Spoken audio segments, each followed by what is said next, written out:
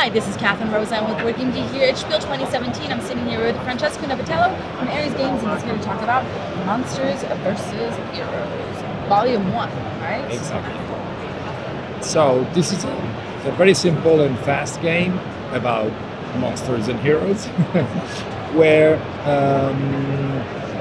you see in action at the same time a great deal of the heroes and monsters you are used to see in classic movies and novels from the past century. So Dr. Jekyll here, Dr. Jekyll, we have Sherlock Holmes, we have vampires and Dracula and mummies, I'm assuming, right?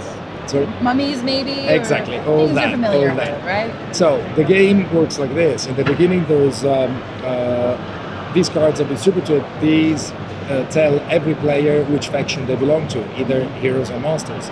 This card is kept face down because it's secret, and it tells you which type of cards you want to collect and to end up having at the end of the game. In particular, each card tells that a couple of characters will be your best asset for the score. For example, with this card, you could, if you can get Arsène Lupin and the Fortune Teller, they will be each worth 2 points more instead of 1 point only. Also, during the game, monsters and heroes are distributed and change owner all the time. So you, at several moments, you end up having one or more heroes or even monsters.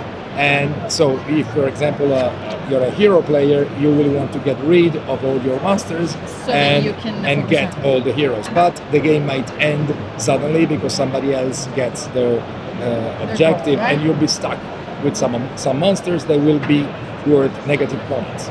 Okay, so all the cards in the beginning of the game, every player receives 3 cards face down, and then they start playing. A turn is very straightforward. You either play a card or you draw one from the deck.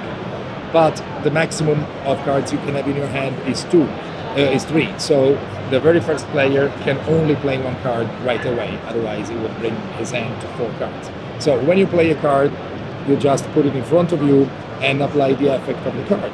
All the cards do something that can be connected to what are your cards or which are the cards of the other players. Like, for example, if you play the policeman, you may discard a monster from any player's area with a maximum value of 1 strength. So if I want to get rid of a monster from another player area because I think he is part of the monster faction, I will play the policeman and do this.